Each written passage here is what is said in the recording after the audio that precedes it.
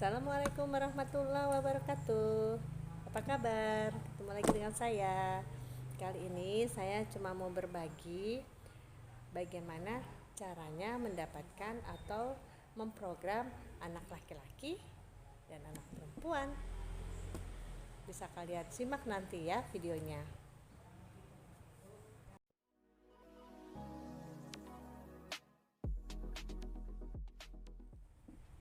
Baik teman-teman, ayah bunda, para pasutri yang baru menikah, tentunya yang menikah itu kan pasti mendambakan momongan ya, ingin punya anak.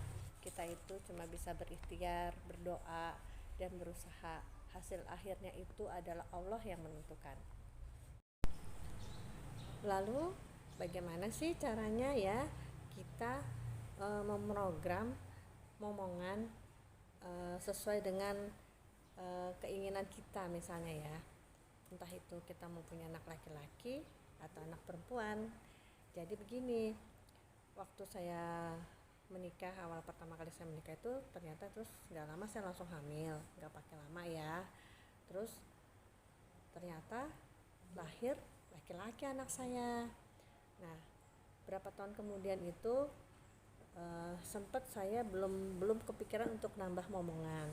Terus pada saat udah saya rasa udah cukup nih anak saya ini harus punya adik, akhirnya saya berpikir udah nambah omongan, tapi saya maunya perempuan karena saya nggak mau ada anak ketiga keempat. Saya tuh saat itu belum kepikiran, saya cuma kepingin 2 saja. Jadi saya konsultasi dulu tuh ke bidan dekat rumah, kebetulan bagaimana sih caranya kalau saya kepengen punya anak perempuan karena anak pertama saya kan sudah laki-laki. Nah, menurut informasi yang saya dapat dari bidan tersebut, Bu Davi namanya, katanya begini, jenis kelamin anak itu bisa kita program. Nah, sumbernya itu kan otomatis dari sperma laki-laki. Ternyata sperma laki-laki itu ada 2 macam, sperma X dan sperma Y. Sperma X itu ya untuk memprogram anak perempuan, sperma Y itu untuk memprogram anak laki-laki. Kenapa kemarin saya sudah bahas bagaimana kita menentukan masa subur kita dan menentukan siklus datang bulan wanita. Ini terkait dengan memprogram keinginan kita mempunyai anak laki-laki atau perempuan. Jadi sperma X dan sperma Y itu masing-masing mempunyai 2 karakteristik. Sperma X itu yang akan bakal menjadi anak perempuan mempunyai karakteristik dia akan bertahan hidup lebih lama, tapi dia bergeraknya lambat menuju sel telur. Kalau sperma Y, dia mempunyai karakteristik dia bergerak cepat menuju sel telur, tapi daya tahan hidupnya dia cuma sebentar. Makanya kenapa kita harus tentukan nih masa subur wanita untuk menentukan jenis kelamin yang kita program, yang kita inginkan. Sekali lagi saya bilang, kita hanya bisa berusaha, hasil akhirnya Allah yang tentukan. Jangan lupa dikencengin deh tuh doanya, semoga apa yang kita inginkan dikabul sama Allah.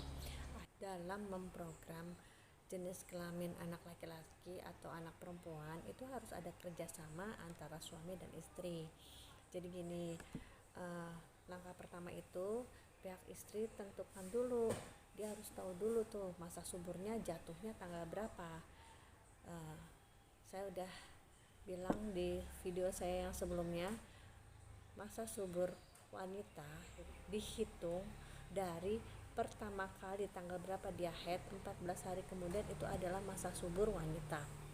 Jadi misalnya gini, contohnya saya, kalau bulan ini saya datang bulan keluarnya awalnya tanggal 7, berarti 14 hari kemudian itu sekitar tanggal 20 itu adalah masa subur saya. Kalau saat itu saya berhubungan intim, saya ingin punya anak laki-laki, insya Allah nanti jenis kelaminnya laki-laki. Tapi kalau misalnya kita ingin punya anak perempuan, kita hubungan intimnya 2 hari sebelum masa subur. Tapi nih seperti yang saya bilang tadi, harus ada kerjasama dengan suami nih. Kalau kita ingin punya anak perempuan, 2 hari sebelum masa subur kita berhubungan intim. Setelah itu 3 hari kemudian nih jangan berhubungan. 3 hari atau 4 hari kemudian kita jangan berhubungan intim dulu. Kenapa 3 hari atau 4 hari kemudian kita harus libur dulu, tidak boleh berhubungan intim? Karena tadi terkait penjelasan saya tentang karakteristik 2 sperma tersebut dalam membuahi sel telur. Cukup mengerti ya kira-kira teman-teman penjelasan saya. Saya doakan buat kalian yang belum punya momongan, segera diberi momongan yang soleh dan soleha sesuai yang kalian harapkan. Jangan lupa kita cuma bisa berusaha dan kencengin deh doanya. Insya Allah semua akan terwujud dan terkabul. Terima kasih atas perhatiannya. Assalamualaikum warahmatullahi wabarakatuh.